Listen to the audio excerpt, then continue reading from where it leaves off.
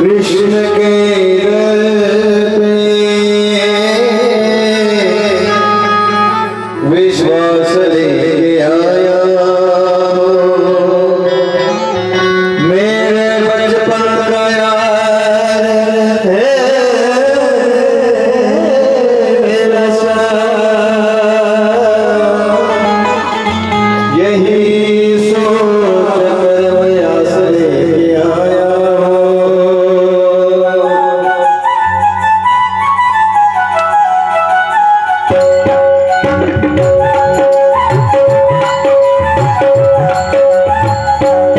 अरे बार परोस कन्हैया से हो अरे बार परोस कन्हैया से हो इधर पे सुदामा गरीब आ गया है इधर पे सुदामा गरीब आ गया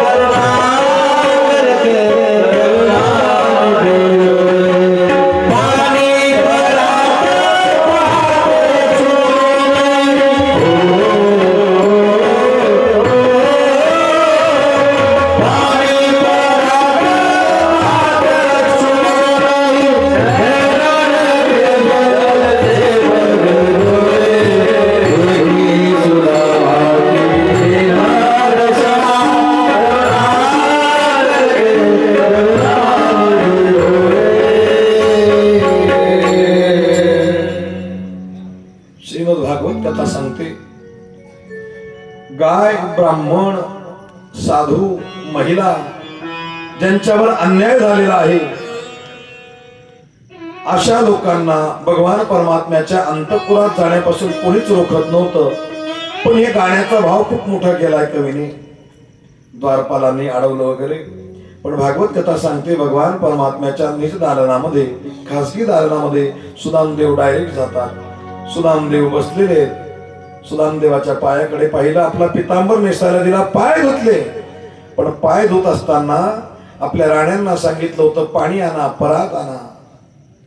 आवश्यकताच पडली नाही. संपूर्ण भक्तांच्या चरित्रामध्ये दोन भक्त इतके भाग्यवान आहेत महाराज. सुदामदेवाची भगवान पूजा करतात, काही नवल नाही. भगवान ब्राह्मणाचा प्रतिपाळ करणारे भक्त आहेत ब्राह्मणाचे. देवाचं कर्तव्य आहे ब्राह्मणाची पूजा करणं. पण रामायणामध्ये अशी एक भक्त होती जिचा महामस्तकाभिषेक भगवान परमात्म्याने केला. तिचं नाव शबरी आणि सुदामदेव. दोघही निष्किंचन आहे. जगाच्या दृष्टीने त्यांच्याकडे काहीच नाही. पण पारलौकिक दृष्टीने पाहिलं तर त्यांच्याकडे जे आहे ते आपल्याकडे. पाणी परात को हाथ छुयो रही, से पगलोए देखे सुदामा की दशा, करुणा करके करुणा निधि होए. बोरसे काका, तुम्हाला वाईट नका वाटू देऊ, पण तुम्ही जेव्हाही झाकी करताना द्वारपालांना सांगायचं नाही की सुदामदेवांना लोटा. लोक कळत नाही, लोक हसतात.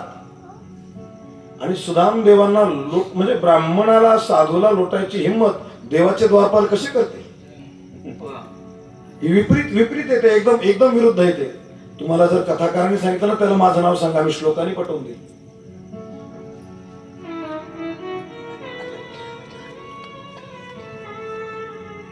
मी सुदाम्याच्या सोडी गाठी पोहया लागली. देवाला राग येतो बर का, भक्ताचा अपमान झाल्यानंतर. आपण गाथ्याचं पारायण केलं आज, शेवटच्या अभंगामध्ये भगवान झोपल्यानंतर राग येतो देवा. तुका म्हणे निघे सेवा. देव आपली सेवा मान्य नाही करून घेत. म्हणून असं चुकीची कथा किंवा चुकीचा संदेश जाईल. लोटून सांगायचं त्यांना की समजावून सांगा, नमस्कार करा. हा, मानाने ते शिपाई नमस्कार करतील आणि मग सुदामदेवांचा निरोप सांगायचं, हे इतकं बरोबर आहे. पण लोटायचं नाही महाराज. मला इतकं कसं तरी झालं ना, ज्यांचे पाय भगवान धुणार आहेत त्यांच्या सेवकांची हिंमत आहे का? देख सुदामा की दीन दशा. आपला पितांबर नेसायला दिला, जेवायला 56 भोगचं ताट समोर आलं, पण जेवण जाईल का? घरी मुलं, लाला अरे तुला भरपूर खायची सवय आहे, माझ्या घरी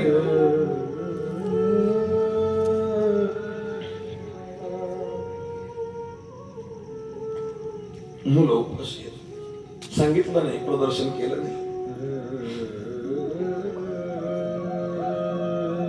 जशी तुझी इच्छा नको खाऊ. भगवान परमात्मा आपल्या दुधासारख्या स्वच्छ सुंदर मोत्यांची झालर लावलेल्या गादीवर सुदामदेवांना झोपवतात. इतकं गोड वर्णने महाराज भागवतात. का सांगत नाही मला ते कळत नाही. सुदामदेव झोपतात ना, ज्यांच्या चरणाची सेवा लक्ष्मी करते ते भगवान श्रीकृष्ण सुदामदेवांचे पाय दाबतायत. कोण श्रीमंत आहे, कोण मोठे? सुदामदेव.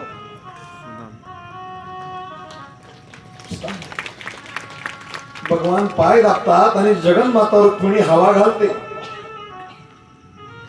प्रश्न विचारला, सुदामदेवा लग्न झालं का? हो नाही म्हटले, पण हसले. हसले म्हणजे काही दिलं नाही का भाभीने? देवाच्या ऐश्वर्याच्या समोर ते फाटकं गाठोडं सुदामदेवांनी काखीत दाबलं. जसं दाबलं तसं भगवान म्हणतात, चोरून खायची सवय गेली नाही का तुझी? गाठोडं हिसकावून घेतलं सुदामदेवांकडून. पहिला घास खाल्ला, दुसरा खाल्ला, तिसरा खाणार तेवढ्यात रुक्मिणी देवीने हात पकडला आणि रुक्मिणी देवीने सांगितलं, बस आता आम्हालाही आमच्या बहिणीने दिलेलं खाऊया. सर्व ऐश्वर्य देऊन टाकलं. जायला लागले सुदामदेव. भगवान परमात्म्याने पितांबर सोडवून घेतला आणि असंच पाठवलं. परीक्षा पाहत होते, आता तरी म्हणेल काही दे. पण हे भक्त देवाला मांडी ठोकून सांगतात, तुका म्हणे तुझी न लगे दसोडी, परी आहे गोडी तुझ्या नामे. तू आम्हाला कोणतीही परिस्थिती दिली ना देवा, आम्ही तुझं भजन सोडणार नाही. आमची हीच ताकद आहे, आम्ही तुझं भजन सोडणार नाही. सुदामदेव परत जातात. परत जात असताना, अरे भाभीने काही निरोप नाही सांगितलं का? हो, तिने निरोप दिलेला आहे. महिला हुशार असतात. सुशीला देवीने निरोप दिला होता. काय निरोप होता माहितीये का? दो पाख एक माह में, एका महिन्यामध्ये 2 पक्ष असतात, शुद्ध पक्ष आणि वद्य पक्ष. ऐका, इकडे ऐका. शुद्ध पक्ष आणि वद्य पक्ष. दो पाख एक माह में, 2 एकादशी होय. प्रत्येक पंधरवाड्यात 1 एकादशी असते. महिन्यात किती एकादशा? बोला ना मायबाप, किती एकादशा? ओट्यावर बसलेले महिन्यात 2 एकादशा. पण देवा तुमची आमच्यावर एवढी कृपा आहे. बघा काय शब्द वापरले. दो पाख एक माह में, 2 एकादशी होय.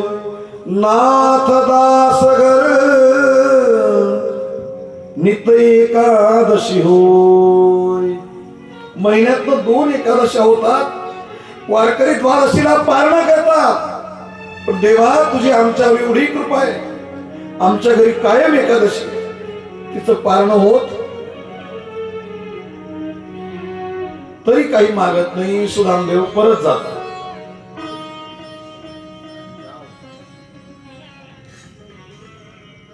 बोल द्वारकाधीश की जय.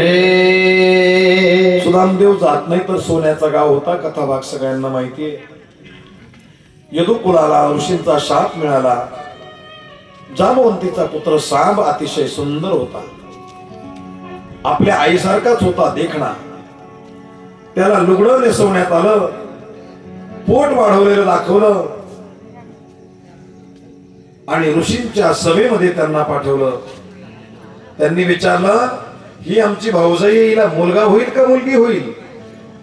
ऋषींनी शाप दिला, हिला मुलगी होणार नाही, मुलगाही होणार नाही. हिच्या पोटी मुसळ येईल, मुसळ, आणि त्या मुसळाने तुमच्या संपूर्ण यदुकुळाचा संहार होईल. साधूची शापवाणी होती. हे असं असतं. हसतात विटंबना होते त्या पात्रांची, देवाची विटंबना होते. नाही ना, मी खरंच सुदामदेव, मी करूच देत नाही, करूच देत नाही, करूच देत नाही सुदामदेव. हा, दुसरं कोणतेही सांगतो जागी करायचं. सुदामदेवजीने लोक हसतात. हो, विटंबना होते. आपल्या संतांची, आपल्या दैवताची आपण घाण करतो. थोडा आपल्या संप्रदायाचा, आपल्या धर्माचा मान राखायला शिका. इतके बावळट नका बनू. उरळली मेंढी लागली लांडग्याच्या पाठी. मनाने इतके आपण इंग्रज होऊन गेलेलो आहे की आपण काही केलेलं आपल्याला मूर्खपणाच वाटतो. सुदामदेवजींचा संपूर्ण गाव सोन्याचा झाला. यदुकुळाला संहाराचा शाप मिळाला. भगवान प्रवास क्षेत्रावर जातात. ते झालं पोटी मुसळ, त्याला किसून टाकतात, समुद्रात फेकतात. तुकडं उरलं ते माशाने गिळलं. जरा नावाचा व्याध उचलतो, बाणाचं टोक बनवतो. यदुकुळाचा संहार होतो. भगवान पाहतात पण कोणालाच आवरत नाही. का आवरत नाही? यांनी साधूंची निर्वचना केली, साधूची विटंबना केली. म्हणून अजून तरी साधूचा, संतांचा मान राखायला शिका. पोटच्या लेकरांना आवडलं नाही बरं का देवाने. मरत होते समोर भगवान पिंपळाच्या झाडाला टेकलेले, उजवा पायाचा तळवा डाव्या गुडघ्यावर घेतलेला आहे. असं हलवतात ते नख चमकताना दिसलं. जरा नावाच्या व्याधानी बाण मारला, जसा बाण लागला शिकार उचलायसाठी आला. देवाचे पाय झाले ना, चुकला माझं. भगवान म्हणाले तू नाही चुकला, माझं चुकलं होतं. सर्वांचं ऋण फेडलं, कारण ऋण फेडावया अवतार केला. अविनाश आला आकाराशी. बाबा अरे सगळ्यांचं फेडलं, तुझंच राहिलं होतं. तू मागच्या जन्मात वाली होता आणि सुग्रीवाची बाजू घेऊन मी तुला मारलं. याला माझ्याकडे उत्तर नव्हतं, तुझंच राहिलं होतं फेडायचं. जरा नावाचा व्याज जातो. भगवान उद्धवाला सांगतात तुम्ही इथून मैत्रेय मुनींकडे जायचं, वृंदावनात राहायचं, तिथे विदुर काकांची भेट होईल. उतरलो बरं का पायरी आपण, उपसंहाराकडे आपण पायरी उतरलो आता. विदुर काकांची भेट होईल. विदुरांना माझा निरोप सांगा. आलं का तुम्हाला आठवण सबसे ऊंची? विदुर काकांच्या घरी जेवण केलं होतं ना. विदुरजी मैत्रेय मुनींकडे जातात. मैत्रेय मुनी हरिद्वारला विदुर काकांना भागवत सांगतात. उद्धवजी बद्रीनाथाला आजही बद्रीनाथांची सेवा करतायत.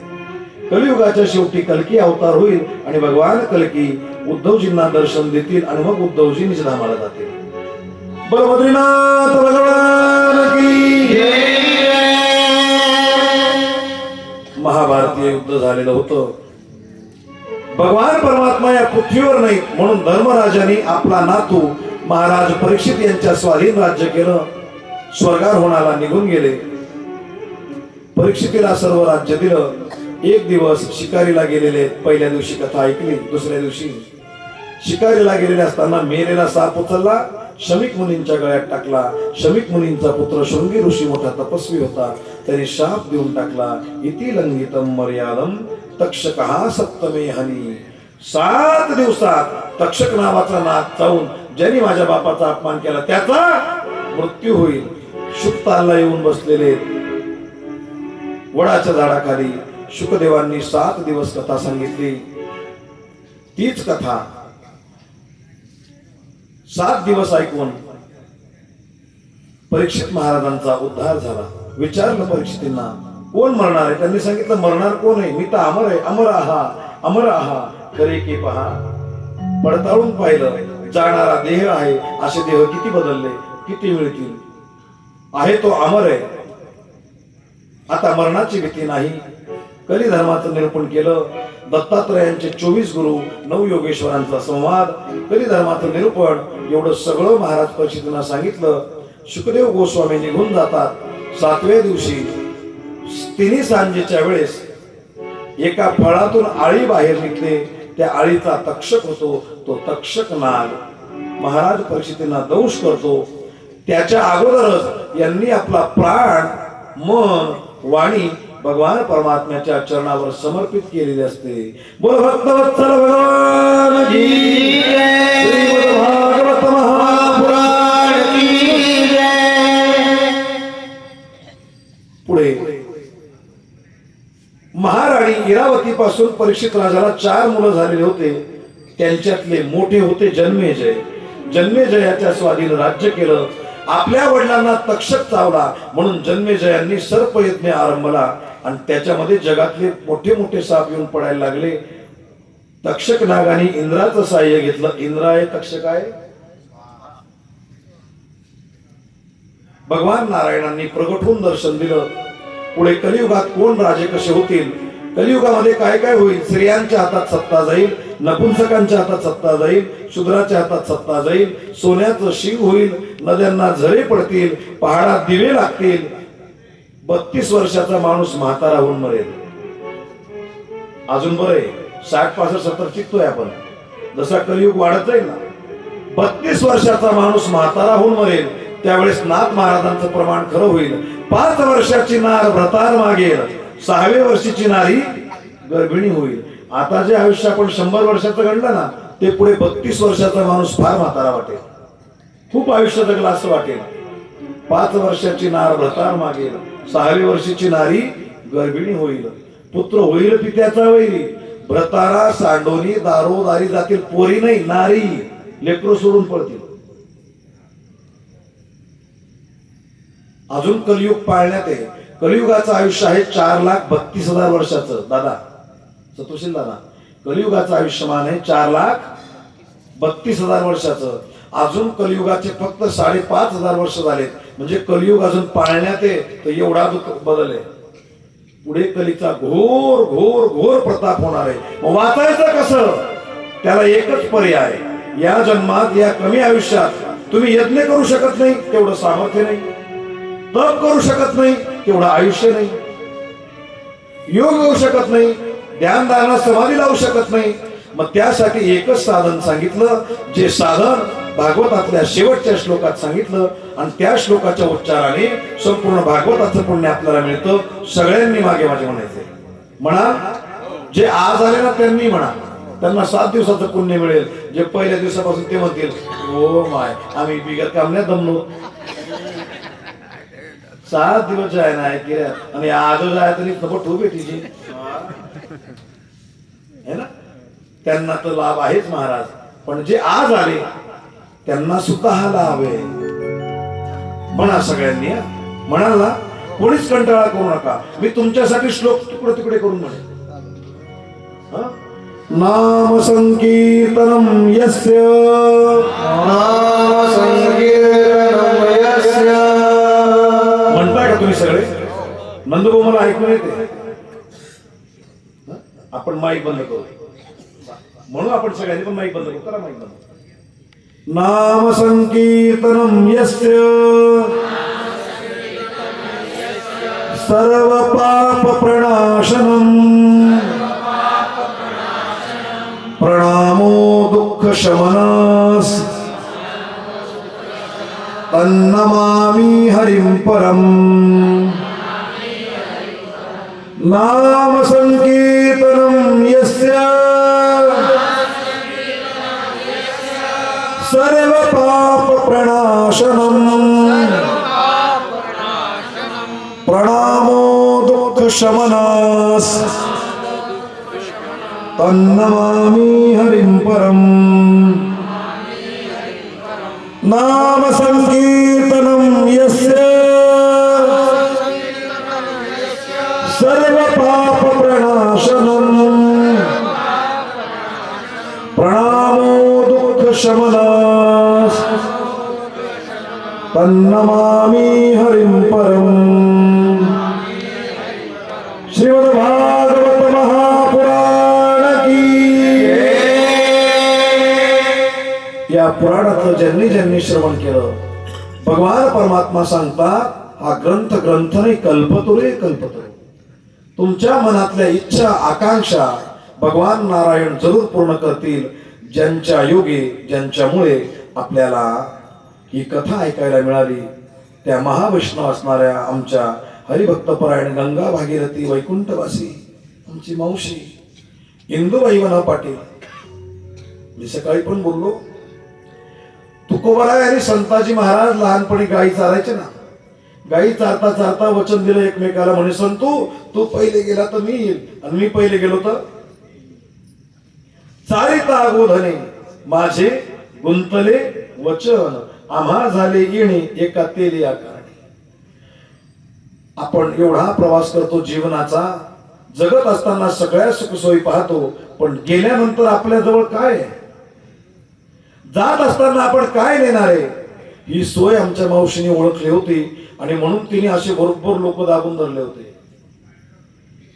आमचे बापू रावसाहेब मला जेव्हा केव्हा आलो ना आकाश महाराज, एकच सांगणं असायचं, भाऊ आपलं 9 गरज आहे का त्या आपलं गाथा पारायण करणं. जगदीश महाराजांना सांगितलं होतं नवचंडी करायची, अशा लोकांना सांगून ठेवलं होतं. कसं होईल, काय होईल? महेश भाऊ म्हणे अण्णा एवढं सामर्थ्य नाही. अरे म्हटलं कथा करायला जिगर लागतं, फक्त हिंमत लागते. पैशांची नको काळजी करू. पैसा काय पैसा, किती आणलं म्हणजे माझं समाधान होईल, किती कमवलं म्हणजे समाधान होईल. मी आजच सांगतो महेश भाऊला, जर तुम्ही राधे गोविंद परिवारातले असाल आणि माझे सदस्य असाल, भागवताच्या व्यासपीठावरून सांगतो, मला रुपया सुद्धा दक्षिणा तुम्ही द्यायची नाही.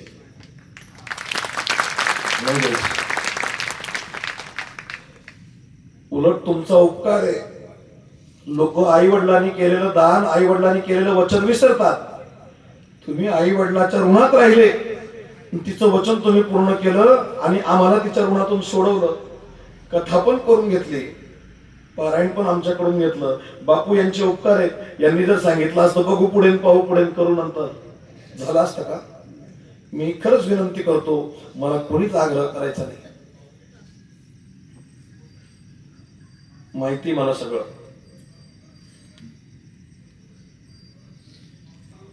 आणि मी दीड शहाणा आहे, तुम्हाला माहिती, ऐकत नाही कोणाचं. किती गरिबीची परिस्थिती. ज्या बाईचा जन्म एका संपन्न परिवारात झाला, कीर्तनकाराच्या परिवारात, संपन्न परिवार याच्या करता पैशानेही संपन्न आणि परमार्थानेही. त्यांचे वडील कीर्तनकार. या गावातल्या प्रत्येक समाजातल्या महिला इथं आल्या. सकाळी ती मावशी आली ना आमची पोळ्या करायला, त्या मावशीने सांगितलं आमच्यावर तिचेच उपकार आहेत परमार्थ लावण्यासाठी. श्याम महाराज जेव्हा, आता तर परिस्थिती, आता मुलं कमवायला लागले होते, पण संपन्न कुटुंबातली एक व्यक्ती ज्या घरात वडिलांनी दिलं त्या घरातली परिस्थिती सह त्या माणसाचा स्वीकार केला. आता कोणी करेल का असं? करेल? प्रतिकूल परिस्थितीतून दोघं मुलांना वाढवलं, नुसतं वाढवलं नाही तर संस्काराची शिदोरी अशी दिलेली आहे, सुपारीचं सुद्धा व्यसन नाही मुलांना. आणि वैष्णव मुलांना तयार केलं, वारकरी मुलांना बनवलं. त्यांचे नातेवाईक जर पाहिले ना बापू, 50 एकरच्या खाली एक पण नाहीये, पण तरी जे सुख त्यांच्या नातेवाईकांना या मावशीकडे वाटायचं, कुणालाच नाही. बापू सांगायचे कोरा चहा पाजायची आणि आठवण करून द्यायची, भाऊ तू एवढा पैशावाला माणूस, माझ्या घरी कोरा चहा पितो. आलेल्या अतिथीला विनमुख पाठवू नये. जे जुने कीर्तनकार आहेत, बळीराम बाबा होते, नामदेव बाबा होते, तुकाराम बाबा होते, या मंडळींनी यायचं पूर्वी इथपर्यंतच गाड्या होत्या. एसट्या कमी, एसटीचा प्रवास, दुपारी तिपारी केव्हाही उतरले. इंदुबाई बोलून जात नाही कीर्तनकार, आणि स्वतःहून तिच्या झोपडीला पाय लावायला यायचे. का देव महाल देणार नाही?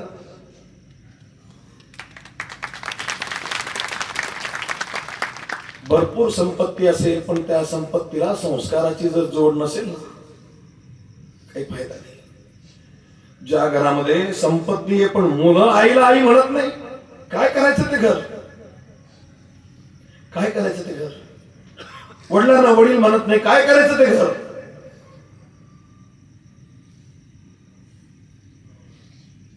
गोड संस्काराची शिदोरी दिली सगळ्यांना. माझं मारोस ते अशी म्हणणारी व्यक्ती आज आपल्यामध्ये नाहीये.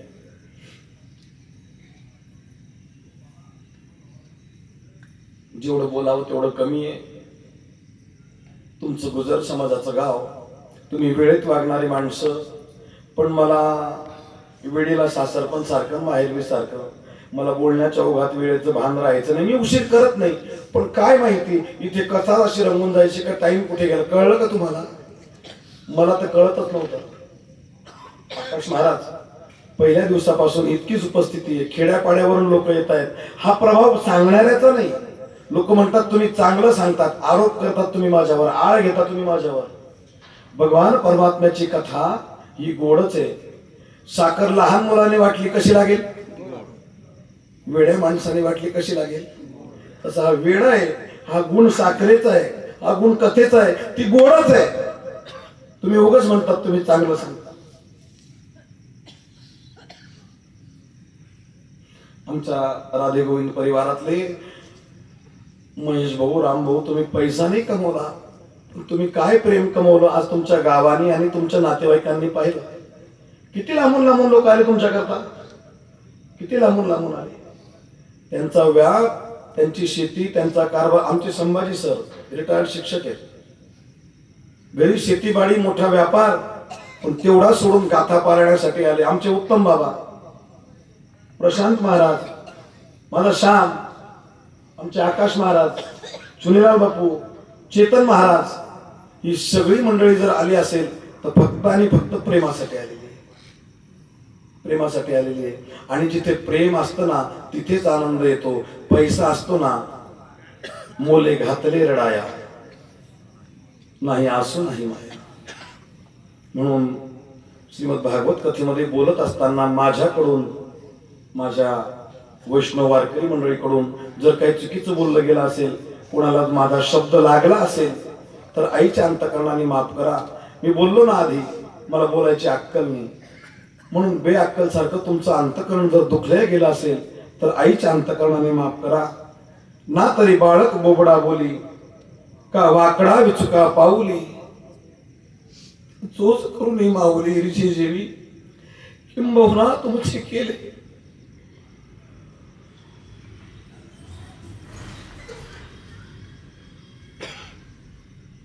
किंबहुना तुमचे केले, धर्म कीर्तन सिद्धी नेले, येथ माझे जी उरले पायिक पण.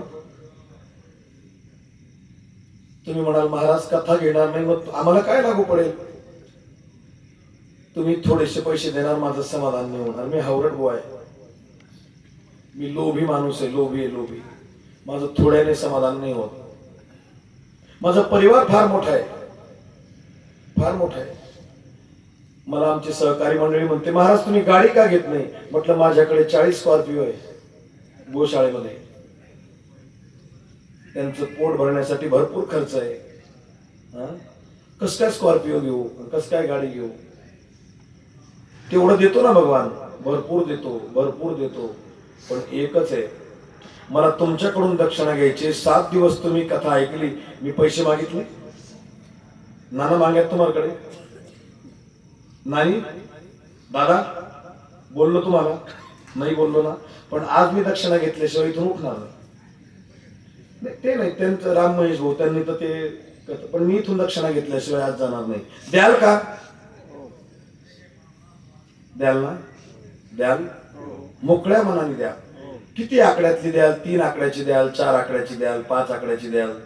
जो देईल ना त्याचं नाव मी इथे जाहीर करेल. चांगला चॅप्टर निघणार आहे. हो नाही नाही म्हणून 5 आकडा सांगितला ना. ऐका, कोणती दक्षिणा द्याल? दिलेला पैसा इथेच राहून जाईल, दिलेले धन, दिलेली संपत्ती इथेच राहून जाईल. मी मरेल ना, जो पैसा कमवलेला राहील ना त्याच्यातूनच गौऱ्या आणतील आणि त्याच गौऱ्यांमध्ये पेटवून देतील. तो पैसा मला पेटवायच्या कामात येईल. पण तुमच्याकडून मला अशी दक्षिणा पाहिजे जी इथे पण चालेल आणि वर पण चालेल. मी पहिल्या दिवशी सांगितलं आम्ही एजंट आहे, एजंट. आणि एजंट लोकांना कमिशन असतं, ठीक आहे नाही? कोणतीही पॉलिसी वगैरे काढतात ना तुम्ही, दादा चांगला अनुभव आहे. ते पॉलिसी काढल्यानंतर त्या पॉलिसीला काय असतो? कोणीतरी काढणारा दुवा असतो, मध्ये जोडणारा मध्यस्थी असतो. मराठीत त्याला दलाल म्हणतात, तसे आम्ही दलाल आहे. सखूबाई, मला तुमच्याकडून पाहिजे काय पाहिजे? अशी दक्षिणा पाहिजे जी दक्षिणा मला इथे पण कामात येईल आणि वर पण कामात येईल. आणि जी दक्षिणा दिल्यानंतर तुमच्याकडची वाढत जाईल. रोज विठ्ठल नाम जप करायचा. काय करायचं? किती कराल? तुम्ही म्हणे भाऊ सकाळी उठावं लागतं, स्वयंपाक करावा लागतो, मुलांचा डबा आहे. आम्ही काय तुझ्यासारखे देवाला सोडले का? मला बी देवले सोडेल नाही, मला बी पोरं सोडायचं. काय करायचं? 1000 नामजप करायचा. जसं डॉक्टरांच्या दवाखान्यात गेल्यावर गणेश दादा सांगतात ना, या गोळ्या झोपायच्या अगोदर घ्या, या गोळ्या झोपल्यानंतर घ्या आणि बाकीच्या उठायच्या अगोदर घ्या, ठीक आहे नाही? डॉक्टर जसं पथ्य सांगतात ना, 1000 विठ्ठल नामजप रोजचा करायचा आहे. 1000 नामजप कसा करायचा? सकाळी 250. काय टाइम लागतो? विठ्ठल विठ्ठल विठ्ठल विठ्ठल विठ्ठल विठ्ठल किती? 250. दुपारी, तिसऱ्या पहारी आणि झोपायच्या आधी किती झाला? एका दिवसाला 1000 तर महिन्याला. आणि हा 1000 केलेला नामजप फक्त माझ्या खात्यात टाकायचा. हा मला अर्पण कर. दक्षिणा द्यायची तुम्हाला. मला तुम्ही आता फक्त 1000 देऊन द्याल आणि मोठ्या केले सांगायला मी 1000 दिले, पण मला रोजचे 1000 पाहिजे. किती पाहिजे मला रोजचे? किती? नर्मदाबाई मजूर ना मागे जावं, आता कमी कर देवानो. काही का करेना राव साहेब